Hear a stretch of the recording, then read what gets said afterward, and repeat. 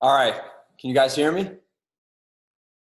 Good? All right, cool. I'm going to do a little recognition here before we jump into the call.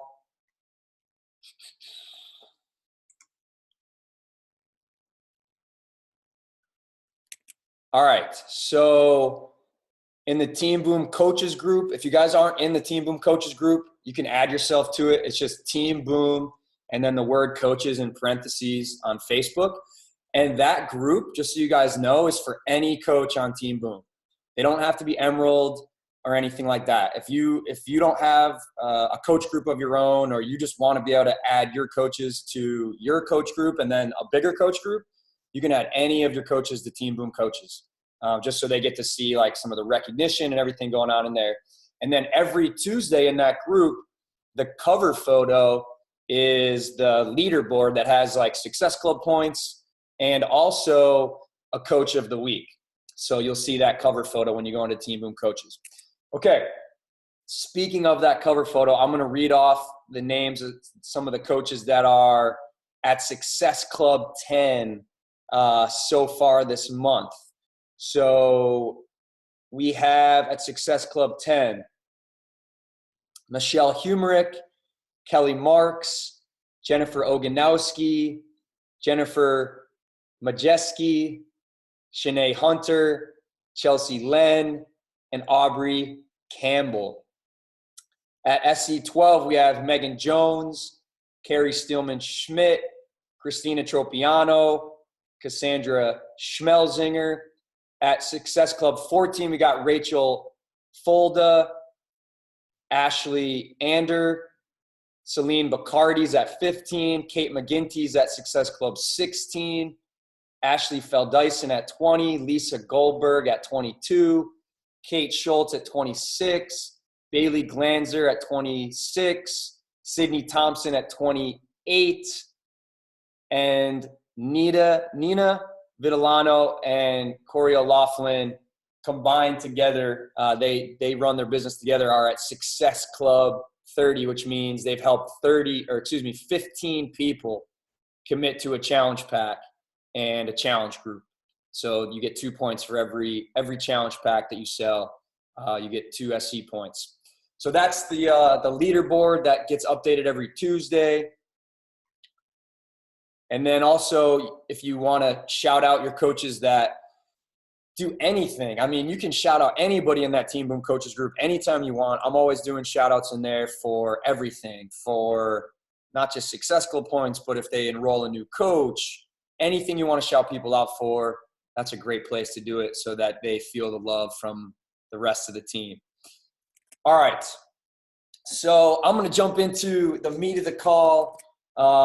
Quick shout out for Danielle Ream for making these amazing graphics every week. She's the one that makes those the graphics, the pictures of the guest speaker and the topic and all their stats. It was pretty cool seeing that of my own. I do this call a lot, like for other teams, and it's been a while since I've gotten to do it for Team Boom, so I'm excited to do it for you guys. But the topic is mindset and skills to build a 6-figure business. So there's really only 2 things that I ever teach, and there's only 2 things I've ever taught, honestly. And there's probably only 2 things I'll ever teach, going forward, and that's mindset and the skills. That's it. So when I'm talking to my new coaches or any coach or any other team call or any other team or any other leader, I always try to simplify things as much as I can. I'm like the simplifier. So before I jump into those 2 things, the mindset and skills, just a quick little background, like the Cliff Notes version of my story, just because there's a lot of people on here, a lot of new faces that I don't recognize. I don't think I've gotten to talk to a lot of you guys. But basically, I grew up in upstate New York, up by Canada, and I went to college up there. Was a college athlete. And when I went to college, the extent of the amount of thought I put into what I was going to major in was probably similar to a lot of people. I had a conversation with my mom. She said, you got to pick a major. And she said, you're pretty good at math and you probably could get a good job if you're an accounting major. So why don't you just pick accounting as your major?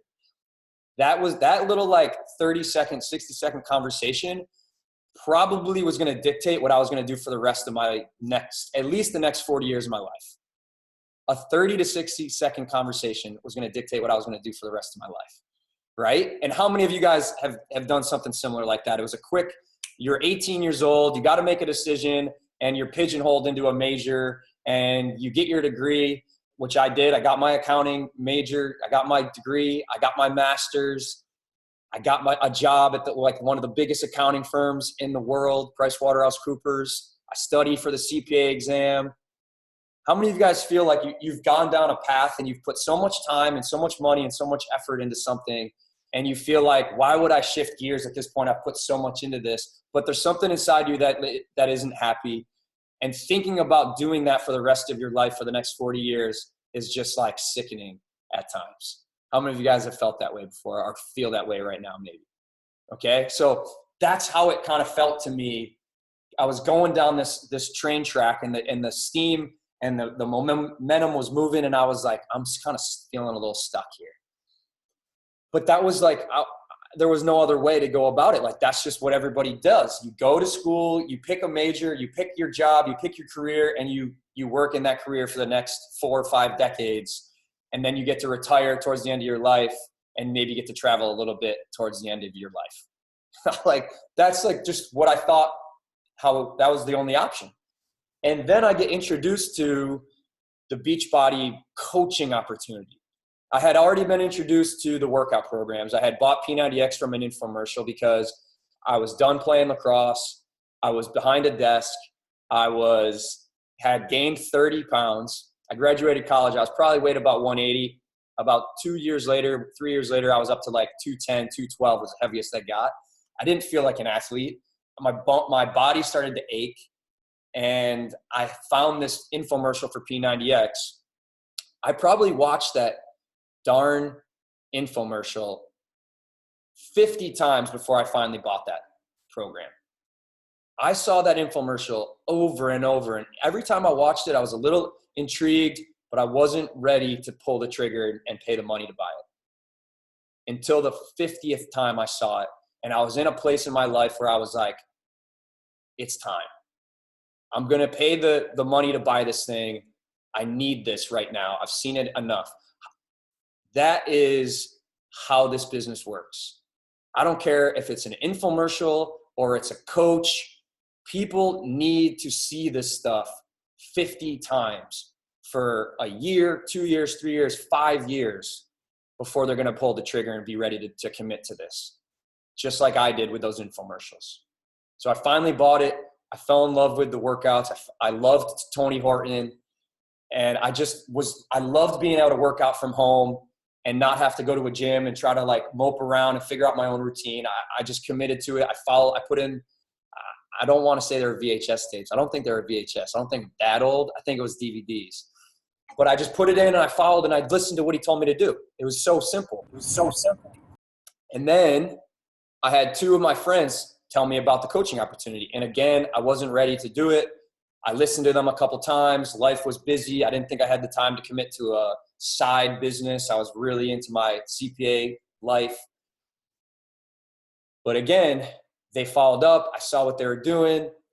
And eventually I was like, all right, I'm ready to commit to this thing. And the thing that excited me about the opportunity was I thought it was really cool that I could help other people commit to a workout program that had helped me so much. But the thing that really excited me was the opportunity to find a couple of people that wanted to become coaches with me, that wanted to help people with me, and wanted to build this business with me on the side.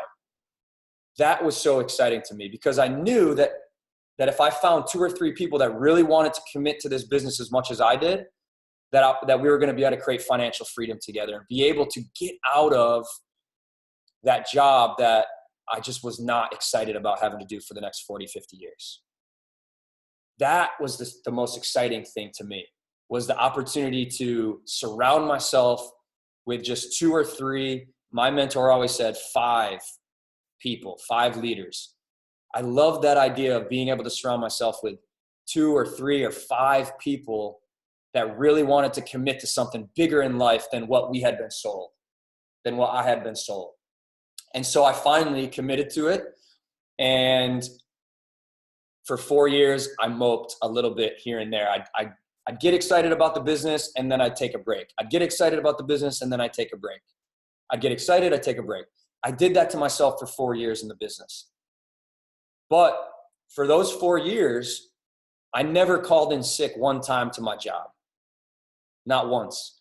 I was an accountant for 7 years, never called in sick one time. Those 4 years I had my side business, the first 4 years, I never called in sick to my job once, but I called in sick to my own business, to myself, all the time. I made excuses all the time. I never made excuses when it came to showing up for my job, but I made excuses when it came time to show up for myself.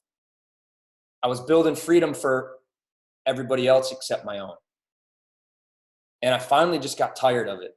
I finally just got so sick and tired of showing up for everyone else and keeping promises to everyone else, but not doing that for myself. And I had, during those 4 years, watched all these other coaches start after me, stay very consistent with the business, and have so much success. I just got chills like through my whole body, just saying that. But I was so excited for them, but I was so upset at myself that I finally made the decision 4 years in that I was never going to stop being consistent. I finally just had to make that promise to myself that I was going to show up to this business like I was my own employee. I started to create an employee mindset. And that's something that is a very difficult thing when you're an entrepreneur. We're so trained in school and in college and at work to be an employee and listen to what our boss says. And if we don't, we get punished. But if you become an entrepreneur, there's not as much punishment. There's no one holding you accountable. So it's easier to slack off. It's easier to make excuses. So I had to adopt an employee mindset when it came to my business. I finally had to do that. And when I finally made that commitment for a year of consistency, 2 years of consistency, my business started to grow. I started to attract people that saw the difference in me. And they didn't look at me as like someone that was dipping my toe. They didn't look at me as someone who was desperate for them to join me. They looked at me as someone who was going to be successful with or without them. And they could either come along or they were going to get left behind, but I wasn't going to ever stop.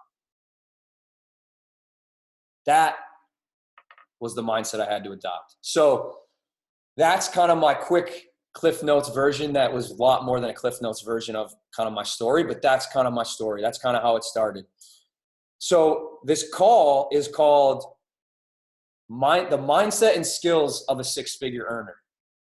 So the skills are so important, but I don't think the skills are super complicated. I really think that the skills are something that anybody can be very good at. I think some people are naturally better than others at the skills. I wasn't naturally great at the skills, but it's not rocket science. What I did for a living as a CPA, working for financial advisors and derivatives and hedge funds and swaps and futures and forwards and all of that stuff was pretty complicated. The skills of building this business are very simple. They're not always easy, but they're simple skills. And there's something that you can always get better at. You can always improve at the skills, but I don't think it's definitely not rocket science. The real struggle in the business, where the real success comes from is the mindset. I think the mindset is like 70 or 80% of the business. The skills are like 20 or 30%. So I always want to start with the mindset. And I always want to start big picture. So big picture for me in this business when I first started and to this day, if someone comes up to me and they say, Pat, how do I want to create a six-figure income, or I want to build something that's going to impact a ton of lives. The answer to that question is pretty simple. It's 2 words: develop leaders. Develop leaders. And my mentor always told me that if you've developed 5 great leaders, you'd be able to create a 6-figure income. But I found that if you find 2 or 3, that's enough to really start to propel your business in a whole new direction. So not always, it's easier said than done to find those two leaders, those 2 or 3 leaders. But the way you find it is kind of already touched on, is this long-term mindset. The 2 or 3 people that you really want on your team are people that might sit back and kind of watch you for a while. And they might even sign up as a coach, but they're still going to sit back and watch you for a while. There's people that are already watching you that I'm telling you right now, there is definitely people that are already watching you right now that have the potential to become an amazing leader in this business. 100% that's true. And they might already be coaches that you've already signed up that have the potential to be unbelievable leaders in this business. But they need to watch you for longer before they really believe in themselves. So the only way you can help them find that in themselves and finally pull the trigger for themselves is by allowing them to watch you for a year or 2 or 3. And so the biggest mistake that coaches make in this business is they take their foot off the pedal when things aren't happening as fast as they want. It's the biggest mistake I made my first 4 years in this business. My first 4 years of this business, not a ton of success. The next 4, a lot more success. And I didn't necessarily change what I was doing, but I changed how often I was doing it. So I'm sure a lot of you guys have heard me talk about this escalator mindset thing. But how many of you guys have ever tried to run up an escalator that was going down? Anybody besides me try to do that when they were a kid? A few people. Okay, I'm not the only one. I used to do this when I was like a kid, when I'd go to the mall with my grandma and my mom. And that's how this business is going to feel at times. Like, it's going to feel like you're running full speed and people aren't saying yes and having success as coaches with you as fast as you want them to. You're not getting yeses as fast as you want. You're not hitting Success Club as fast as you want. But like I was saying, people need to watch you.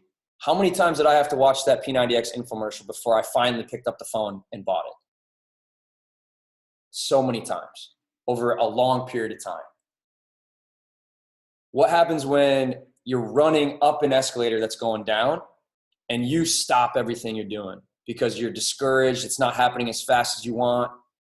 What happens when you're just like, oh man, I'm tired. Like I'm running fast, but like I'm not moving up this escalator as fast as I want. And you take a break. What happens? You go backwards. You go all the way back to the bottom of the escalator. Because all those people that were watching you, they see you stop. And they go, good thing I didn't join him or her.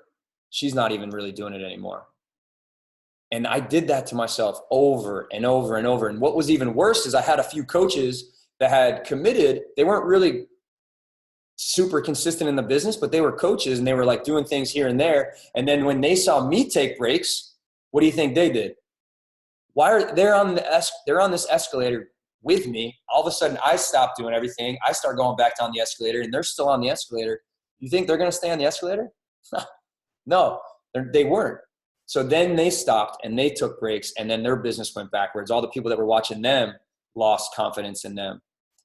Not only did I cheat myself, I cheated the people that had gotten on the escalator with me over and over again. And not only did I cheat myself and cheat them, I cheated all the people that were watching me on social media that I knew some of them had the potential to be unbelievable coaches and have a ton of success in this. But because they saw me quit and stop and take a break, they didn't take it serious. And I cheated them out of this opportunity as well. All because it wasn't happening as fast as I wanted. Success in this business is going to be determined by how well you handle disappointment. Success in this business is going to be determined by how well you handle disappointment. Because being an entrepreneur is not easy. And being on an escalator that's going down, trying to run up it isn't easy. Being able to discipline your disappointment, which is a great quote from Jim Rohn, is everything in this business. And to me, that means you stay disciplined when you're disappointed. You stay disciplined when you're disappointed. Everybody in this business shows up when they feel like it. When they want to show up, when they want to make time, they show up and they make time. But who shows up and makes time when they don't feel like it and when they don't think they have time? Those are the people that start having success. The people that make time when they don't think they have time, and the people that show up when they don't feel like it, the people that stay disciplined when they're disappointed, those are the ones that end up going on to have a ton of success in this business. Because people are watching them show up when they don't feel like it. People are watching them show up when they feel disappointed. That's inspiring. You don't got to be this crazy superhero, unbelievably talented, amazing person to inspire people to take action.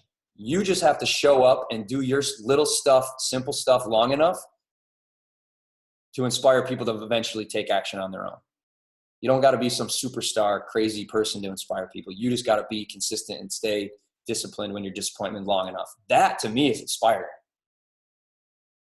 That's what inspires other people to eventually take action and believe that they can do what you're doing. So that's this escalator mindset that it's going to feel like sometimes you're on.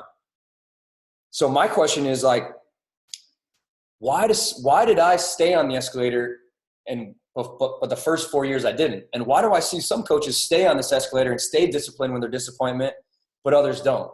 Like, what's the difference? What's the difference that's creating that different mindset in them, that's creating the success for some and not for others? And there's a few things. One is the people that have this escalator mindset that continue to show up is they're excited about their own journey. And they're finding ways to fall in love with their own journey. Just like a relationship. You got to fall in love with your partner, over and over. That's what love is. It's not like this, you fall in love with someone and you're just like, it's like at this high for the rest of your life. Like, relationship are amazing things, but you have to fall in love with your partner over and over again, And that's what this business is like. You got to fall in love with your own journey over and over again. And the people that are finding ways to do that and making tweaks, and if they don't love the book they're reading, they ask other people what's sparking them, and then they drop that book and they pick something else up that speaks to them and gets them excited about the personal development journey they're on. They find different workouts and different trainers and different programs that get them excited to commit to. They find different goals to commit to. They find different nutrition plans and tweak their diet a little bit that gets them excited. They find different personal development and hacks to get them excited. They really just fall in love with those things, the fitness, the nutrition, and the personal development. They commit to gratitude every day. They find a podcast that they love. They're constantly finding ways to fall in love with their own freaking journey. That's huge. That's huge, because that love for what you're doing, and it's not always like, you're not going to love it every single day, but finding new ways to keep it fresh and fun, and new personal development mentors and new podcasts and all that is what gets you excited. And that's what translates in your posts. When my posting on social media feels like I don't really know what to post, it's just like I'm like forcing it, I know that there's my own journey. I need to tweak some things. Because when I'm doing a workout program that I love, and it's a trainer I love, and my nutrition feels great, and I'm reading a book or listening to some podcasts that I love, I can't help but share that on social media. I got to like cut myself off from sharing too much. Like, I'm just like, I'm like, man, I need to go do some invites because I've just been like sharing on my stories and posting all day. That's a huge thing I notice in people that have this escalator mindset, that just have this, they just continue to show up and continue to show up. They're finding little ways to fall in love with some aspect of their own growth. They have this growth mindset. Like they want to grow. They feel like there's more in them to give. They have more love to give. They have more to offer. They know there's something that's like holding them back in themselves, some self-limiting belief, or just they don't have the energy, and they want to grow and become more so they can give more to others. They have that growth mindset, and they're always tweaking things. The other thing I notice is they have this huge, powerful why. Why are they doing this business? Like all those things I talked about before, that's huge, but there's got to be something that's a financial why too. Like wanting to grow and become more so that you can serve more and give more is huge. You have to have that, but you also have to have something that's personal to you and your family and your own future. Because that's what's going to get you to show up on the days you don't want to show up a lot of times. And that's what's going to get you to make time on the days you don't feel like you have time. Because you're not always going to feel like helping people. But if you have a why that's huge, that's personal to you and your own future, that's going to be extra fuel in your why tank. I call it why fuel. And you got to fuel that why tank daily. And the coaches that are constantly doing that are showing up every day. They're constantly fueling their why tank with their why fuel. Because a lot of coaches, the only time they think about what their why is when someone asks them what it is. And then they like say something that sounds really cool, but then they totally forget about it. But when I finally got back on that escalator for the last time, my why was like always on my mind. It was like fueling me every day, all day. It wasn't something that I just like shared with somebody once in a while. It was something that I had written down, that I carried around with my wallet. I wrote it down. I put it on the mirror in my bathroom. I wrote it down. I put it on my fridge. I wrote it down. I put it on my computer. I put alarms in my phone. It was something that my why was showing up all the time, everywhere. I couldn't escape it. Like I had to force myself to go to sleep at night because my why was so powerful. It was keeping me up at night to do the work, to achieve that why. I had to like be like, all right, man, you need to go to bed because you got to like go to work tomorrow. You got to like get at least like a couple hours of sleep tonight. That's the type of why that you got to have. And it's okay if you don't have it right now, but a lot of times that's because you just aren't letting yourself dream that big because you're afraid that you might fail. And the only way you fail in this business is if you don't create the why that's going to fuel you, or you just quit. Because you don't have a boss in this business that's going to be like, hey, you're not good enough. You're not going fast enough. Like you're fired. Like that's not how this business works. There's no boss like that. You are the boss. The only way you mess this business up is if you quit. And the only way you're going to quit is if your why isn't fueling you, if your why isn't big enough. So I like to call it a why list. A lot of people like vision boards, but you got to have a very clear why of what you're working towards. And it's got to be something that you're looking at multiple times a day. Multiple times a day. It's something that's just on your mind all the time. And for me, that was that first thing I talked about. It was I wanted to become more of who I knew I was. I wanted to get out of the mindset of stress and anxiety. I wanted to break that habit of not being excited to get out of bed in the morning. I started reading like books and surrounding myself with people that made me think a little differently, that got me more excited about life, that got me more excited about who I was, that got me more excited about what I could do with this business. How many of you guys have a why list or a vision board that you look at, that you look at every day, that you see every day? And if you don't, that's something that it's just got to be part of your daily routine multiple times a day, constantly reading that. There's power in writing that stuff down. I carried it around in my wallet. Like my goal of making $100 a week, I wanted to make $100 a week. I have the note. I still have the note. I want to make $100 a week. And I wrote the date I wanted to, do that by. And when I got to that date and I didn't hit it, I didn't make it by that date. I was like, all right, no big deal. But you know what happened? Because I set that goal, even though I didn't reach it by the date I wanted to reach it, when I got to that date, I was way farther ahead in my business than if I had never set that goal at all. So I didn't beat myself up that I didn't hit the goal when I wanted to. I wrote the goal again with a new date, and then I just kept working as hard as I had been already, and even upped it. And then when I started making $100 a week, I wrote down $200 a week. For me, the end game was freedom. When I saw other people using this vehicle to have a huge impact on other people's lives, to grow themselves personally, and to create financial freedom in their life so that they could live the life they really wanted to live, man, that was it for me. All of a sudden, like that job of, the next 40 years and just being kind of content with it because that was the only way, like I wasn't content with it anymore because I was sitting on something that was going to get me out of it, that was going to create freedom in my life, that was going to get me excited about what I was doing, with my life, what I was doing for a living, growing, helping other people grow, helping other people feel more fulfilled, helping people have more confidence, helping people get more fit, helping people build businesses, helping people grow, and then watching those people grow and then help other people. Like that was exciting to me more than accounting.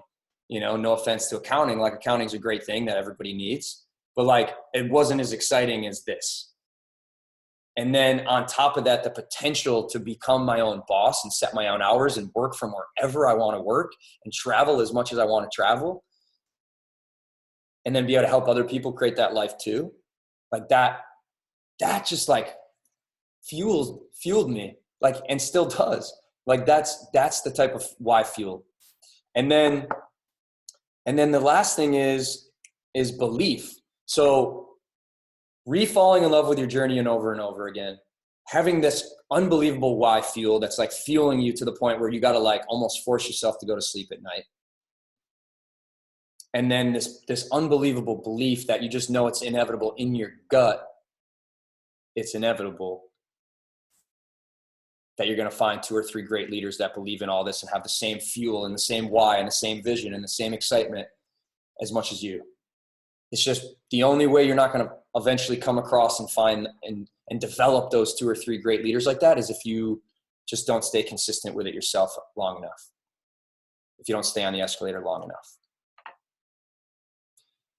So when I finally got back on that escalator, my belief was like so high because I had seen all these other coaches do it. And I was like, the only way I'm going to mess this thing up is if I just keep taking breaks. And I knew that I don't need a million coaches. I only need 2 or 3 great ones. And they don't even have to be your personally sponsored coaches. You could stay on this escalator long enough to attract someone into your business or other people into your business, and it's just not the right time for them, or it's just not like their why fuel isn't there, or whatever it is for them, it's not clicking, but they just happen to bring someone else into the business that it does click for. And you work with them and you bring your fire to a call with them, and they catch your fire because your fire is contagious. Fire is contagious. That's why you got to get on these team calls every week, because everyone comes to this and the speaker brings their fire, everyone catches the fire, and then they go back to their teams with the fire, and it's like a wildfire. So that belief is huge, like not just your PS coaches, but it can be your non-PS coaches. So for me, it was like, that's a done deal. Like I can find just 2 or 3 people that get this, that want to crush this thing, and then help them find their 2 or 3 great people that want to crush this thing with us. Like, no problem. The hardest part is finding that first one, because it's just you kind of looking, but then once you stick with this long enough, and you find that for that person that really gets it and wants to do this. Now it could be a PS coach or a non-PS coach, doesn't matter. But now there's two of you that are bringing the fire, and you're going to find that third person even faster now because there's two of you. And now there's three of you that are working hard together and fueling each other and feeding off each other's fire. And you're going to find the fourth even faster to join your team because there's three of you looking. And now there's four of you, so you're going to find the fifth faster. The hardest part is that first person. But it's inevitable that you will as long as you stay on this escalator long enough and you're doing those things. You're re-falling in love with your journey over and over. You're fueling yourself daily with that why. You're using that why fuel to fuel that why tank. The belief just starts to come naturally. It's just like, why would I not be successful? I'm not going anywhere. Why would I go anywhere? Why would I go anywhere? Like this whole thing is like making me a better person. It's stopping my stress from being as high. It's stopping my anxiety from being as high. I'm feeling more gratitude for life. I'm feeling more gratitude and self-love for myself. I'm feeling more love for the people in my life. I'm feeling more connected because I'm less in my head, stressing and having anxiety. I feel more alive. I feel more connected to the people in my life. Like, why would I go anywhere? I'm surrounding myself with other people that are on that same journey that love all that stuff too. And that belief just starts to grow and grow. And you don't have this like desperation of like, man, I need this person to join me. I need this person to be the coach with me. And you're just like, man, if you want to do this with me, awesome. And we can do this together. But if you don't, that's totally fine too. And that's how I feel about inviting to challenge groups too. It's like, hey, like I'm doing this. This is helping me big time. All this stuff, the personal development, the workouts, the nutrition, surrounding myself with other people is helping me huge. And I just want to let you know, anytime you want to hop into one of our challenge groups, like you're more than welcome to come. You're invited. But if you don't, that's totally cool. No big deal. And that's the mentality you're going to have towards attracting coaches and challengers. It's like, I'm on this journey. I'm in love with this journey. This is making me a better person. And if you want to come along, like, great. But if you don't, great. But that's either way, I'm going. And I'm going to find people that do want to do this. And if you're one of them, awesome. And if you're not, awesome. But I'm going.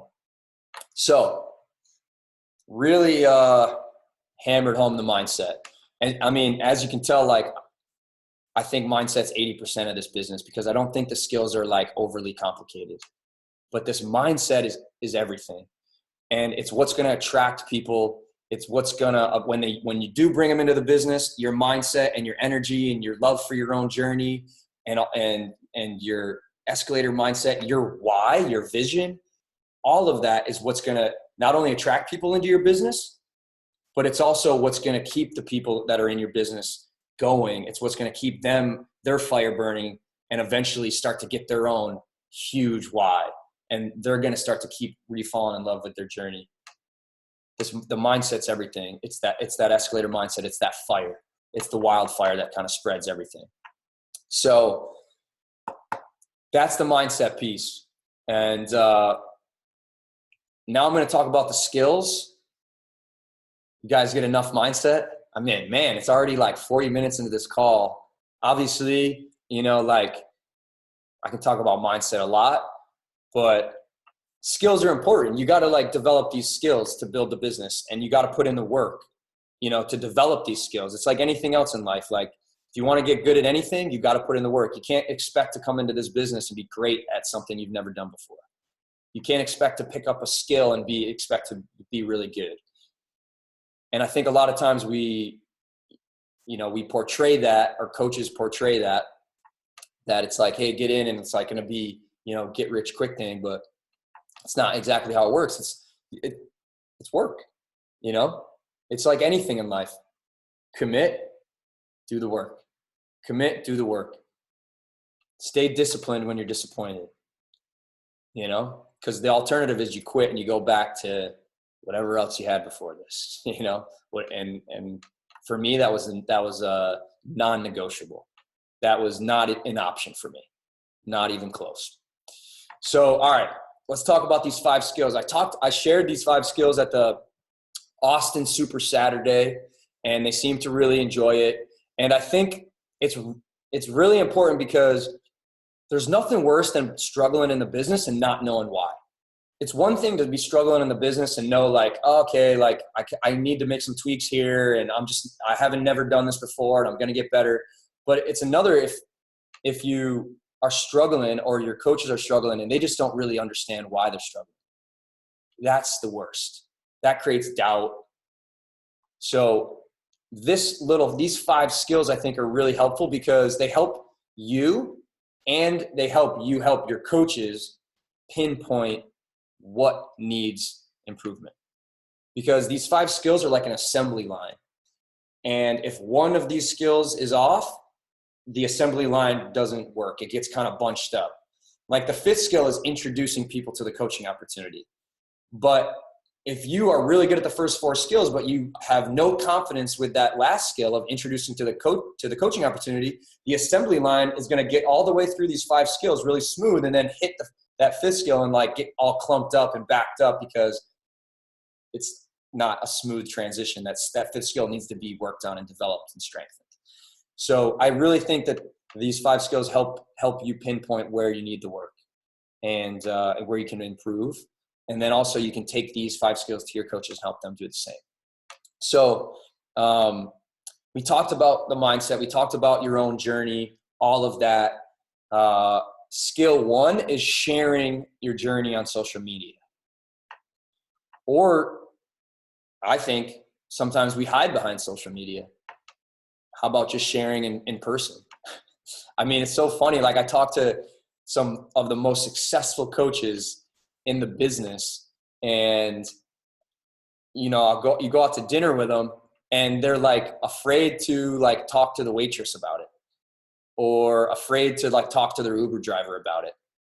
And I'm like, and they hide behind their social media. And I'm like, man, like they're kind of cheating these people out of something that might be a great fit for them. You know, like an Uber driver, someone who's like already an entrepreneur, you know, like Uber drivers I'm always talking to my Uber drivers about what I do. They always ask. I always ask where they're from. They ask where I'm from. They ask what I do. And then boom, I tell them about P90X. Sharing your journey with others is huge, you know? So I think a lot of times we don't share with other people because we're afraid of what other people think. And we let usually 1 or 2 people that we're worried about what they think. And so we let those people dictate what we share and what we don't share. And in turn, we let those 1 or 2 people dictate the impact we have. And we let those 1 or 2 people dictate the amount of success we have. We let those 1 or 2 people dictate the size of our paycheck with Beachbody. Those people's opinions are not going to pay your bills. Those people's opinions are not going to create your freedom. So stop worrying about it.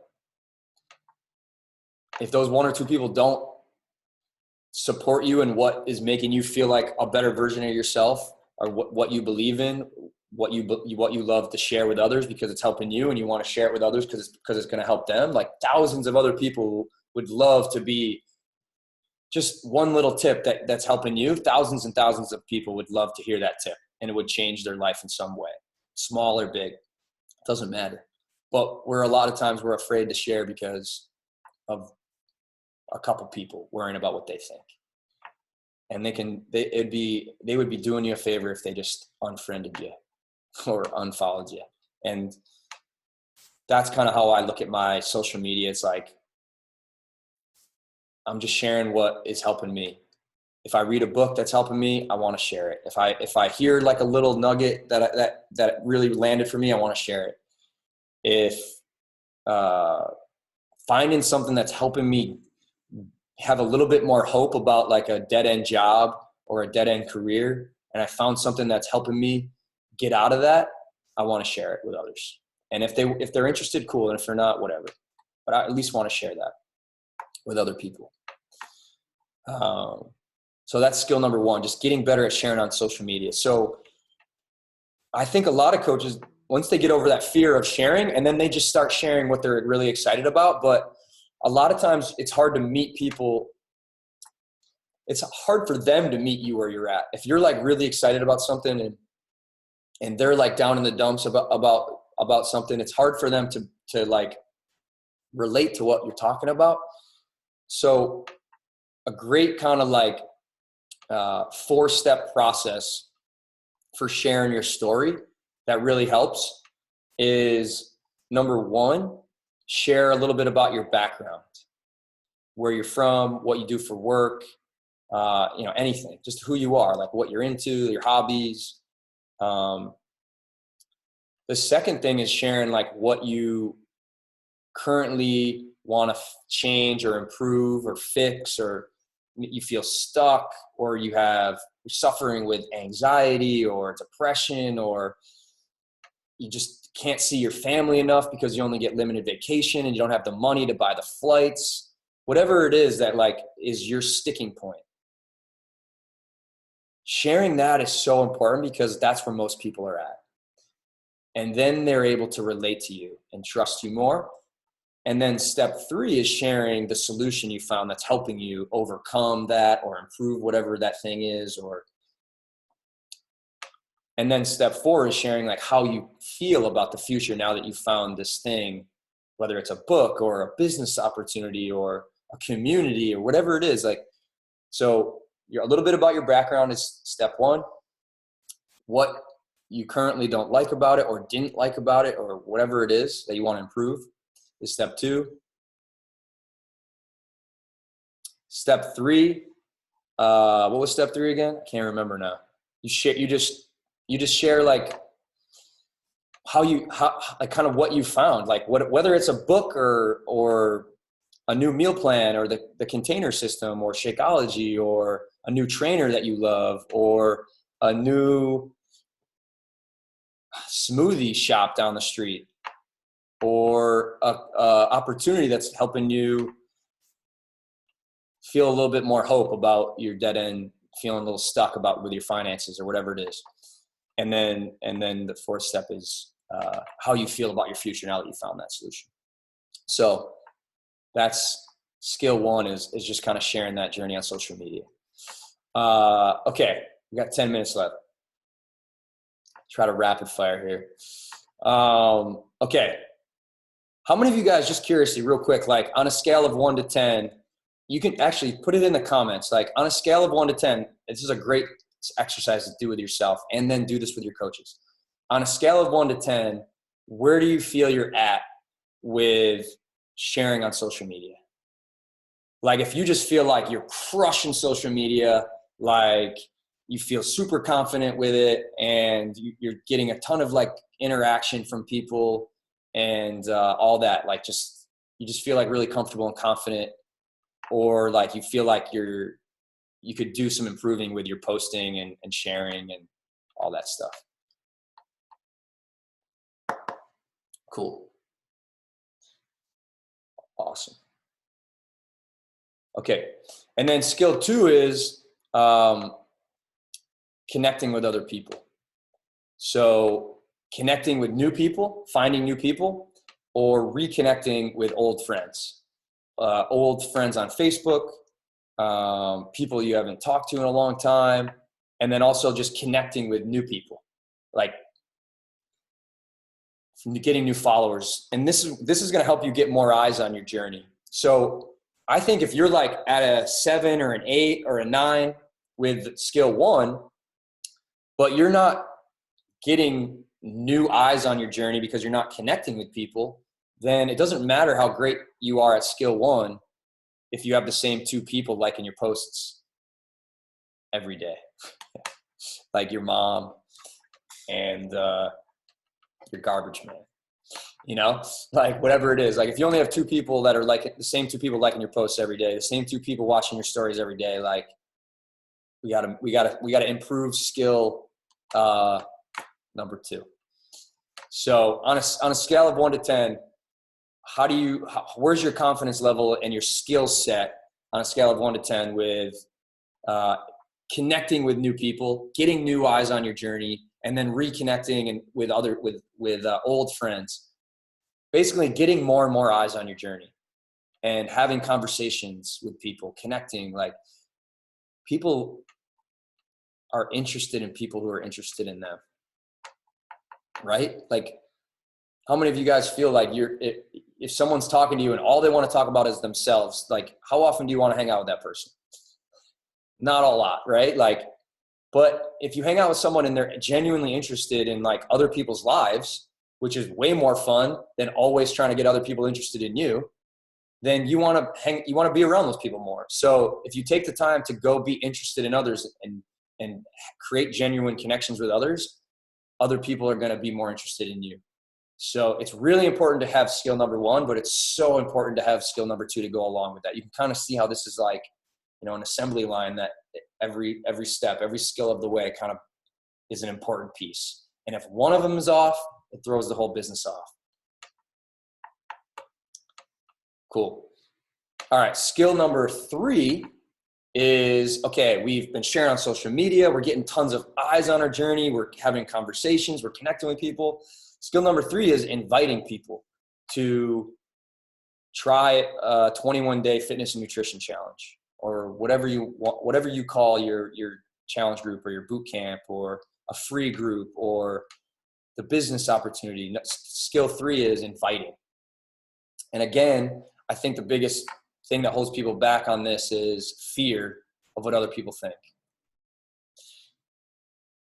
Man, I just think inviting is like inviting people to the party.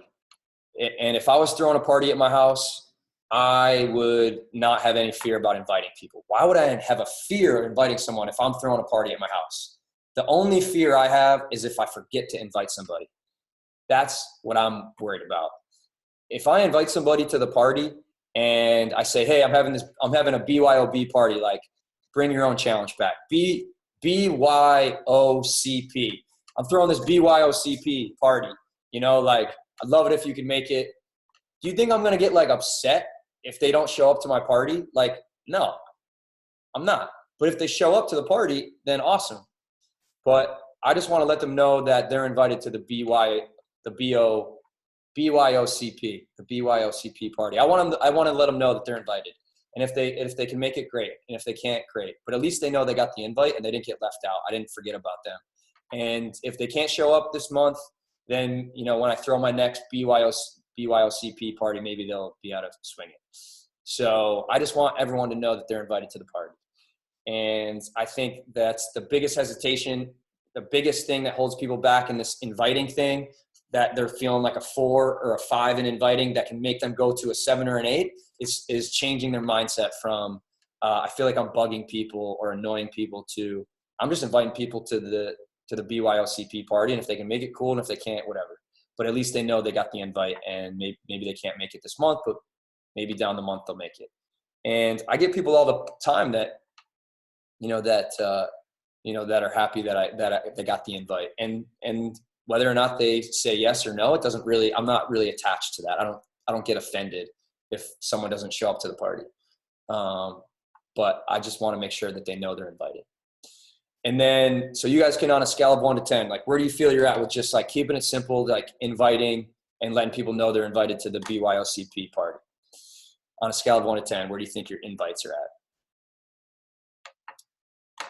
Cool. And then 3B, which is kind of part of the same skill, is follow-ups. So following up is huge. Just like, I had to watch that P90X infomercial a million times before I bought it, everyone else is going to have to do the same with your parties, with your challenge groups.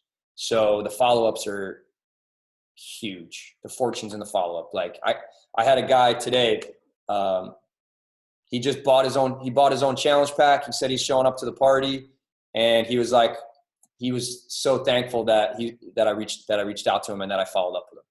And now he's pumped for the party. He's going to show up. He's going to meet all these other cool people that are bringing their own challenge packs to the party, and we're going to have a grand old time. It's going to be awesome. And he was excited. Like, he thanked me. So if someone, if I follow up and they're not interested, or they don't see it, or whatever it is, like, I get it. It's fine. But 99% of the people that end up coming to the party and committing to the party, like they are people I had to follow up with multiple times. So I always just say that if they're not interested that month, I just say, no worries. Like, would it be cool if I reach out next month to see if you want to join the party? And they're always like, sure. And so then, then I can reach out to them the next month. And it's like, no big deal. Okay.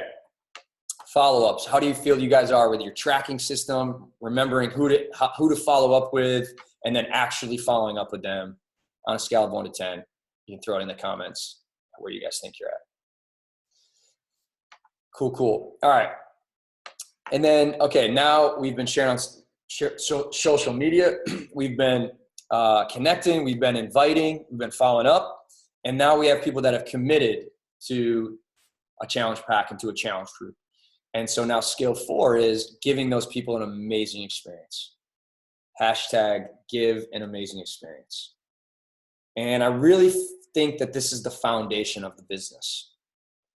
Because if you really take this part serious and you really up your game in this skill 4, and you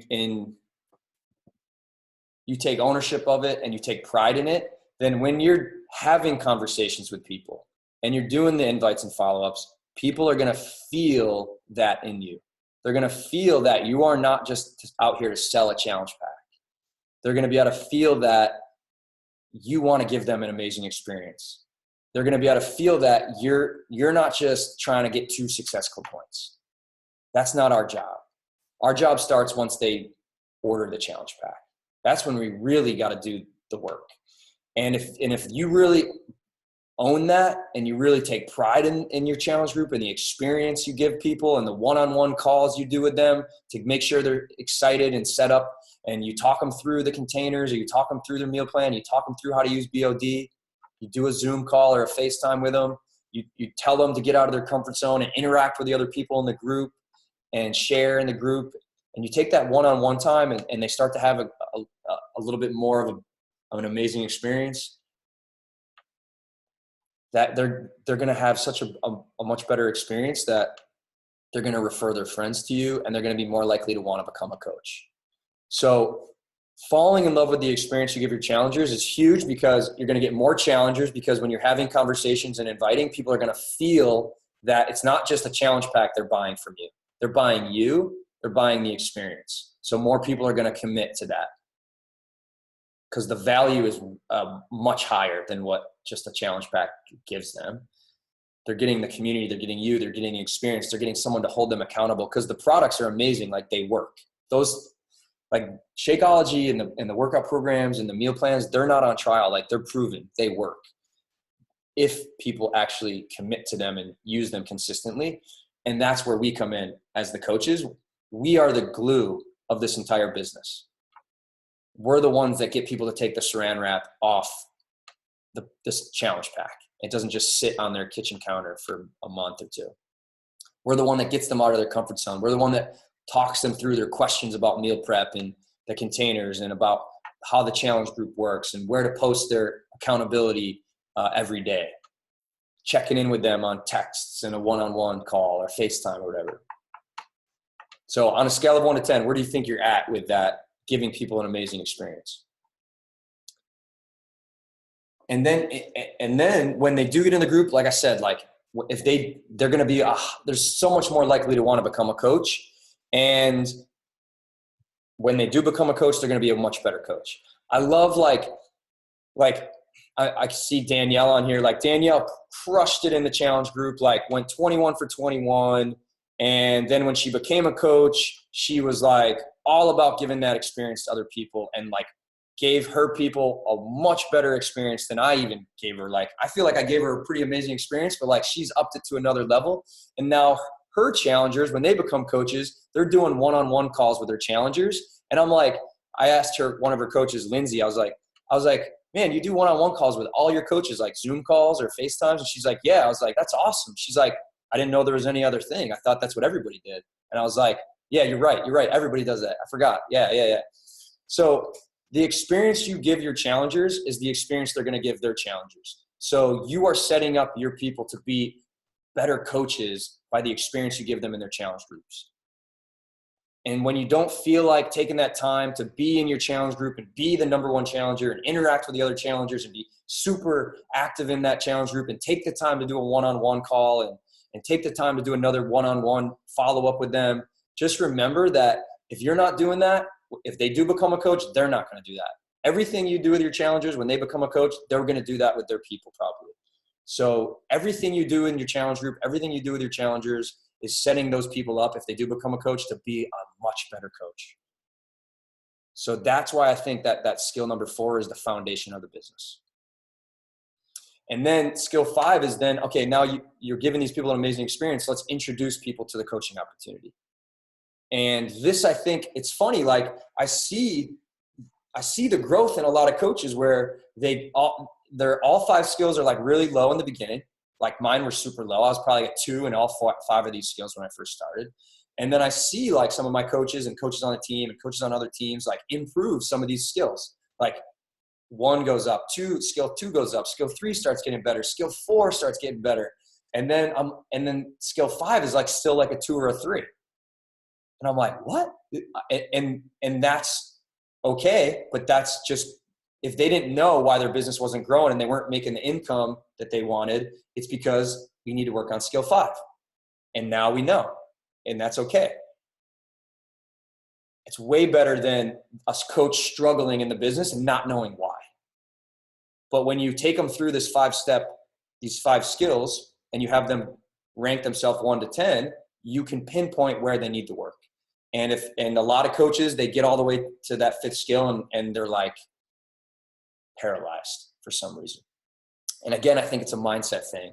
And I treat inviting to the coaching opportunity the same as I would invite someone to a challenge group.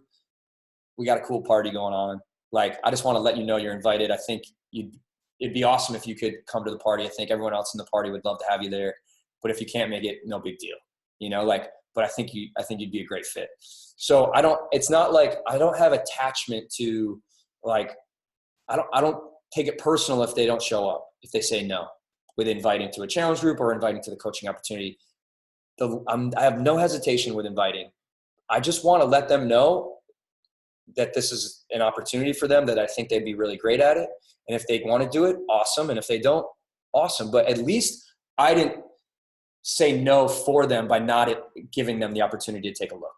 And I think so many people are afraid to introduce people to the coaching opportunity, and they're basically putting a no in people's mouth without even giving them the opportunity to answer for themselves. And that we're kind of cheating people out of that opportunity. It's like leaving somebody out when you're inviting people to the party and you forget to invite that person because of whatever reason. So I try to keep it really simple with inviting. Like, I don't really do coach sneak peeks. I think once in a while I do. I think sneak peeks are great, but if another option is, or you could do this with coach sneak peeks, is if you have someone that you think would be a great coach that's like, doing really well in the challenge group, I always like tell them like, hey, have you ever considered doing what I do? Like, I think you'd be really great at it. And then whether they say, no, I haven't considered it, or yes, I have considered it, one of the things I do is I say, would it be cool if I put you on a group message with some of the other coaches that on the team and have them share what they love about coaching, just so you have a couple other perspectives on what the coaching opportunity is all about. And so depending on who that person is, I'll pick like a couple coaches that I think that person could relate with and relate to their story. And I just put them on a group message, say, hey guys, like I put Sally on this message. She's crushing it in the challenge group. She's doing this workout. She's been doing her Shakeology every day. I think she'd be a really great coach, but would you guys mind just sharing like what you guys love about coaching? Like what made you decide to become a coach?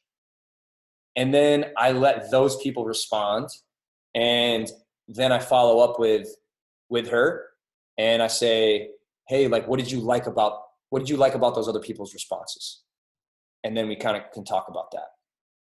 But I always kind of start with that group message, and then I can hop on a call with them, like 5-10 minute call, and just answer any questions I have. And I say, hey, what did you like about that call? And then here's a quick last, I'm going way over, but last tip, and then I'm done, I promise. It's called the 3-2 call. This is how I put someone on a group message, and then the next thing I do is I get on a 10-minute call with them, and I call it the 3-2 call. The 3-2 call is very simple. I share the 3 things that we offer as coaches, and then I share the 2 ways we earn as a coach. And so when I get on a call with them, I say, what'd you like about the group message? And then we talk about that a little bit. And then I say the coaching thing is pretty simple. Like, we offer 3 things as coaches: fitness, nutrition, and support.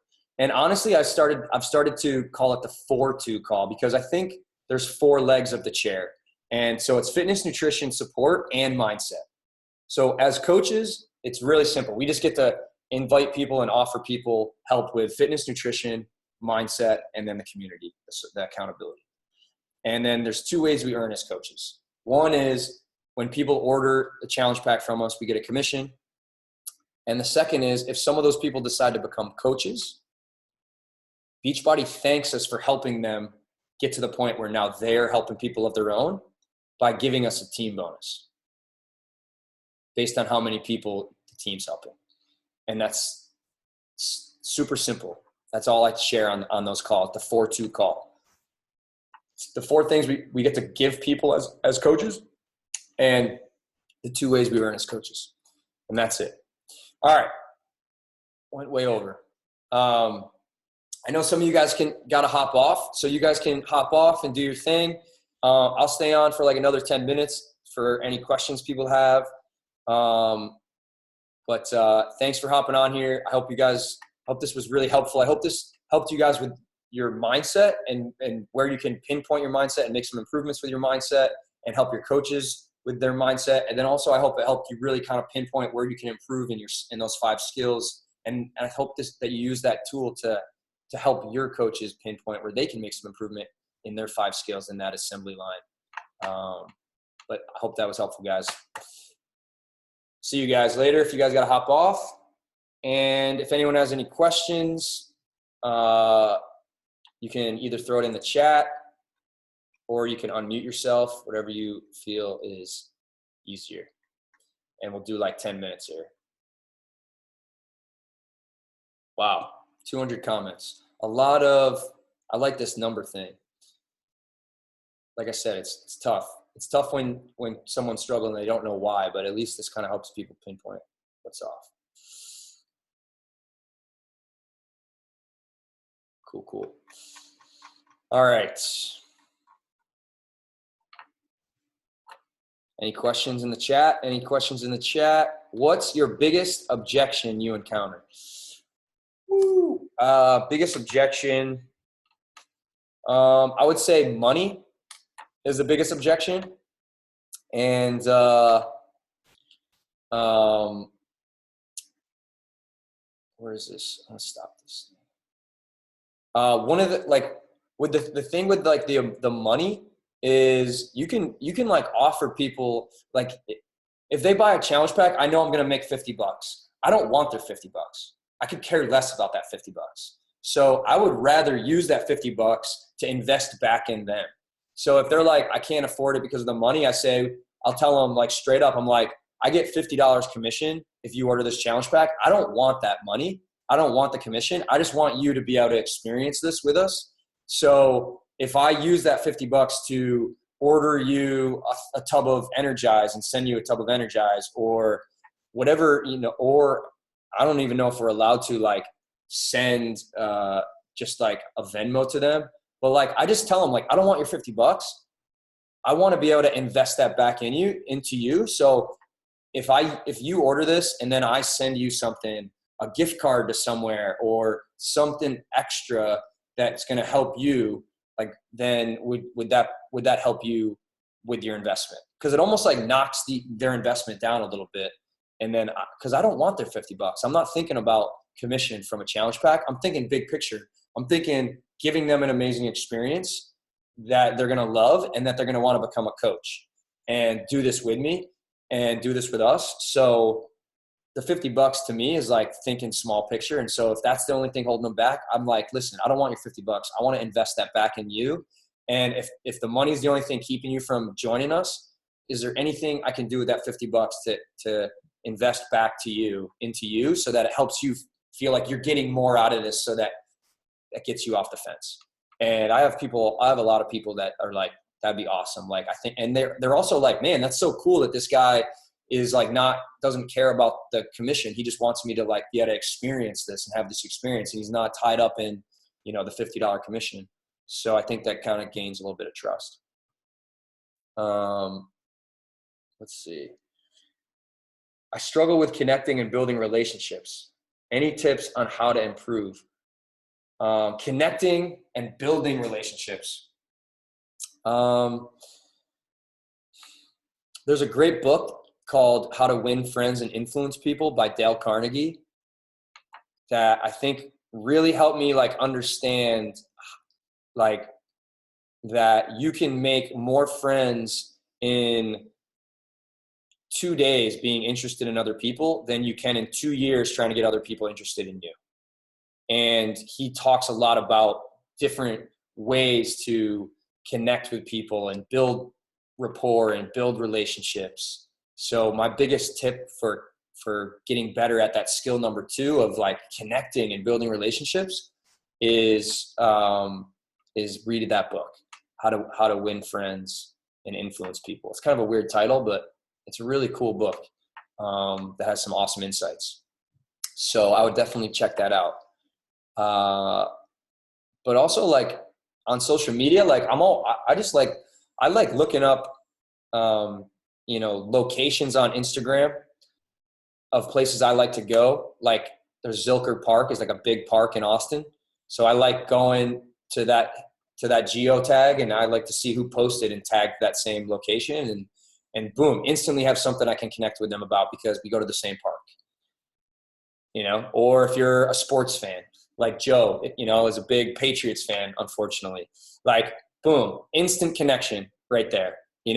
Find someone who also roots for the same team as you, and, or fanboys over Tom Brady, like Joe. You're like, boom, instant connection.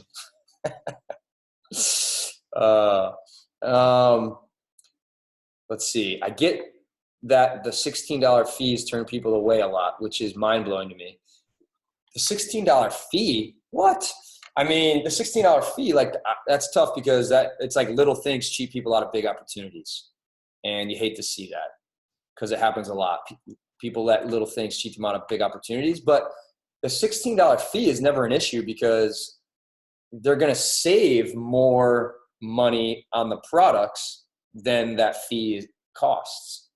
Paying the $16 is going to save them $33 on their Shakeology. So for me, it's always like, man, that $16 is like a no-brainer because you're actually saving money by becoming a coach, because you're saving way more than $16 on your products if you're using, Shakeology and Energize and Recover. So I always just tell people, I don't know, I never really have too big of an issue with the $16 because they are saving money by becoming a coach. So they get the discount on Shakeology. What's the right length of time between connecting and inviting?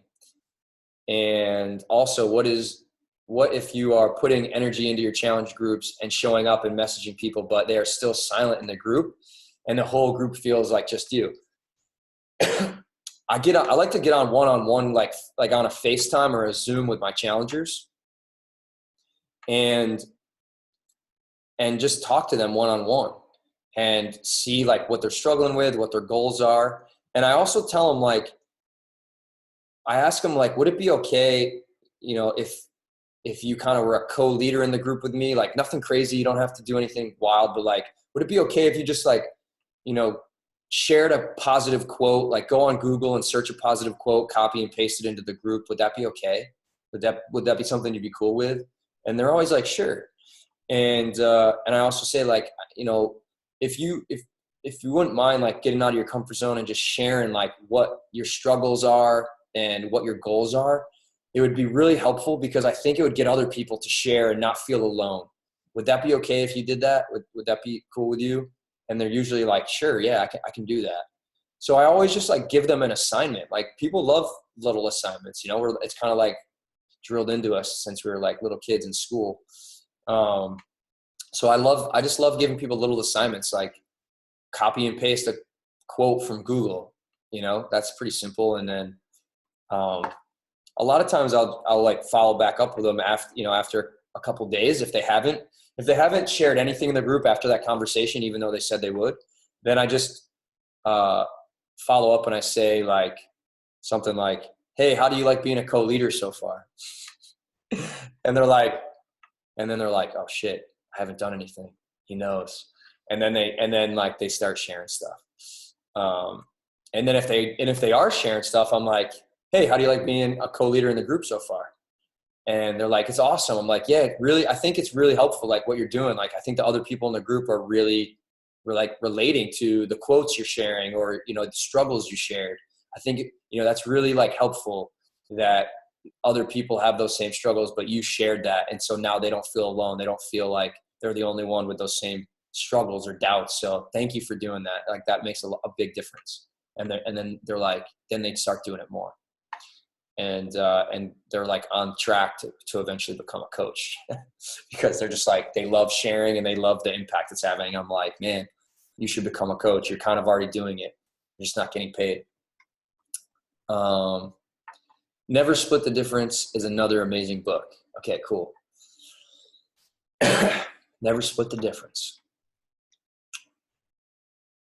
Dallas Cowboys fan. We got a Cowboys fan.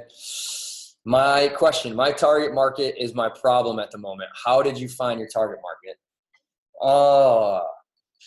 I don't know. I think it kind of goes back to that first question, like connecting with people, like finding things you have in common with. Like for me, I guess my target market is all like of my same stuff. Like people that a lot of times it's people that are former athletes because I'm a former athlete.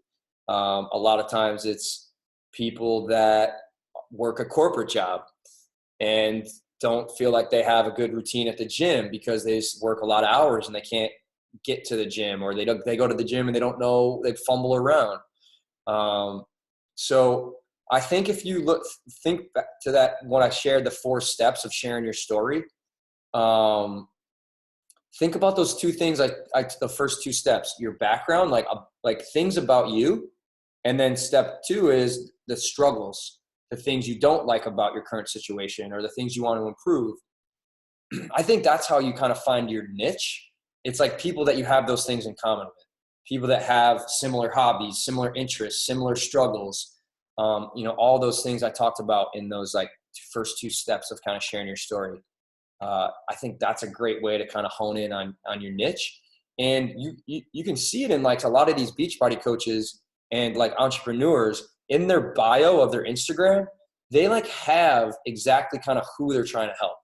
Let me look up like one really quick. Cause I think there's this one girl I follow that I know. I was like, man, like that bio is on fire. Like she just basically just called out who she wants to work with, like who her niche is right in her bio. Let's see if I can find it.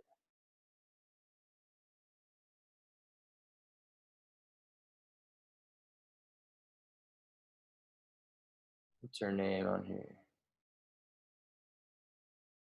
I know her name's Amanda, but I forget her. Amanda. Where are you? Oh, here it is. Okay. Her name is Train with Amanda on Instagram. It's just all one word, Train with Amanda. She's not even a Beachbody coach. She's just like an online like trainer, I think. And she says in her bio, it says, empowering busy women to make healthy choices, lose weight, and gain confidence without jeopardizing their social lives. So obviously, boom, right in her bio, she is looking for women. She is looking for women that want to make healthier choices. And she's looking for women that want more confidence and that want to lose weight. But she's also looking for women that want all those things, but don't want to jeopardize their social lives. So she's like, boom, like right in her bio, like right in her Instagram bio, it's like she's just kind of talked exactly what her niche is. So Yeah. And I think I would guarantee that she is somebody who felt that same way at one point. She was a woman and still is. She wanted to make healthier choices. She wanted to lose weight. She wanted to gain confidence, but she didn't want to jeopardize her social lives. These are all this is about her background. This is all her struggle. This is about the solution she's found. Like, this is her in her bio in one sentence sharing basically all four of those steps. Like those 4 steps of sharing your journey. So boom, she nailed it.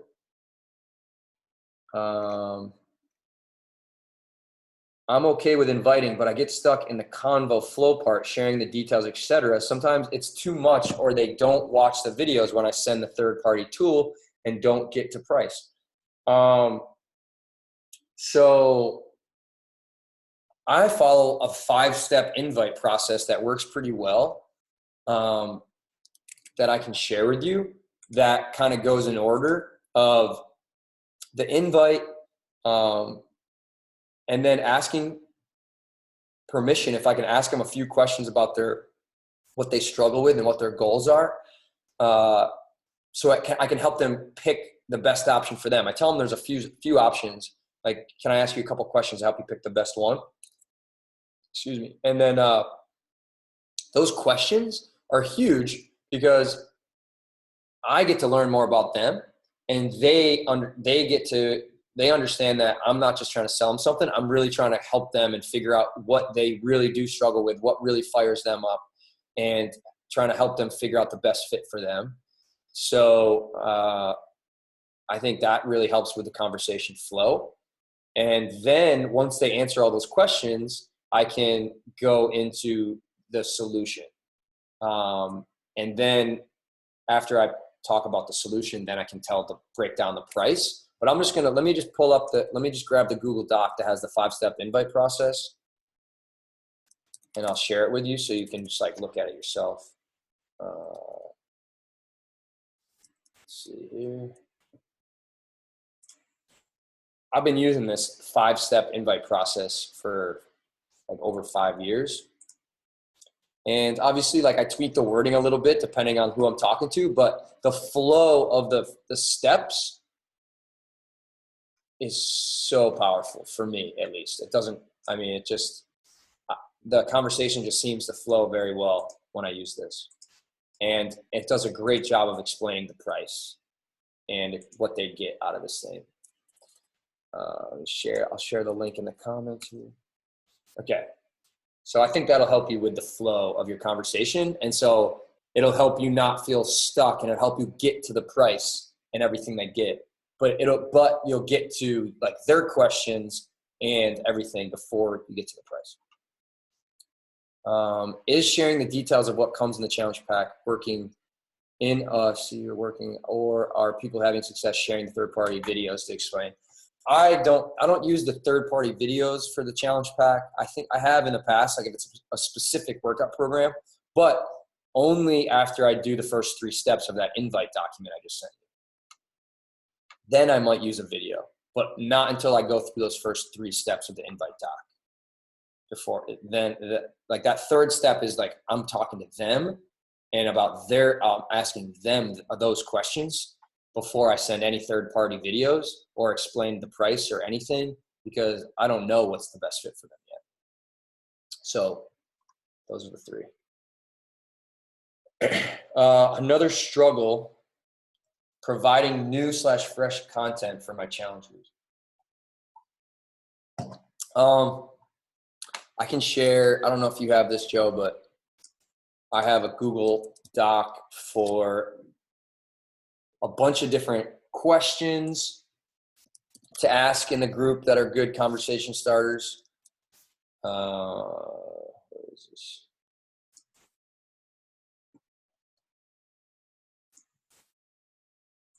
Also, I think when I'm doing my own personal development, and whatever I'm doing with my own personal development at that time is really, really helps me keep the content fresh in my challenge group, because it's just like stuff that I'm excited about. And so I just want to share it. And if I don't feel like I have anything to share, it's usually because the book I'm reading, I need to change it, or the podcast. I need to listen to a different podcast, or, so I feel like I'm always like reading or listening to stuff that I'm always like taking notes on in my notebook. And so I feel like I always have like things that I can share in my challenge group, and on my stories and stuff, just because, I don't know, it just like stands out to me as like good tips and good tricks and good ways to think about things that I'm like, man, this is great. Like, I should share this. Like, I thought it was cool. Maybe some other people think it's cool. So I think content for me, whether it's my posting or my stories or my challenge group, a lot of times it's like comes from who I'm interacting with, like podcast wise, authors, personal development stuff, all that. I feel like my challengers mostly interact with the daily poll. Yeah. So what you can do is you could do a poll, or you could just keep the same like leaderboard with everyone's name. If they comment with their workout and then they get like, on their leaderboard for that. You could also have another number next to their name that like is for commenting on the daily mindset post. Let me so if I can find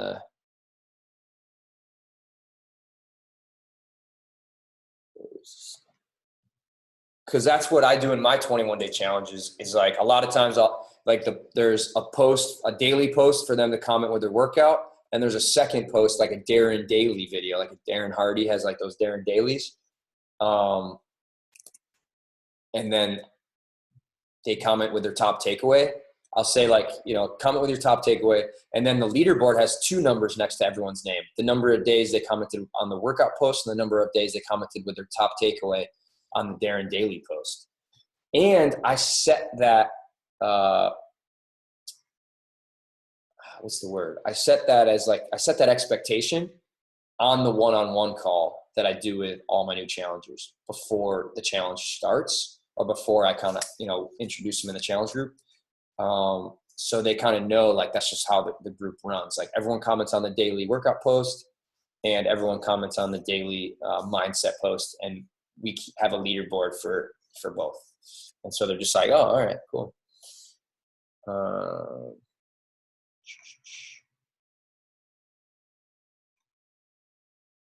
I changed my accountability board to be a streak based, so their number goes up with consecutive days, but if they miss it, it goes down to 100 to 0.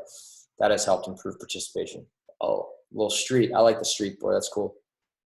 I would just say, like, if someone does like have a streak going and then they like miss a day, and then I would just be like, hey, it's not the end of the world. Like, you can get your streak going again. I would just make sure they don't like get totally like, fuck, I gotta start from 0. So I would just probably be like trying to make sure they don't quit. But I like that streak thing. It's cool. Current streak, all-time streak. That's cool. I like that. Very cool. Sweet. All right. My voice is starting to go. This was a great questions. Hope this was helpful. Hope it helped you guys pinpoint not only like just tips, but I hope it helped you pinpoint like the things you can work on and improve, and help your coaches pinpoint what might be a little bit off, but then also gave you the tips and some tools to like then improve it. So pinpoint it and then make the improvements. I think sometimes people get on calls and they give great tips and advice, but I think it's really helpful to help your coaches pinpoint what might be a little bit off, whether it's the mindset or one of those 5 skills. So, all right, guys, let's do a big boom on 3 here. All right, boom on 3. 1, 2, 3. Boom! Yeah. All right. All right. See you guys. Thank you.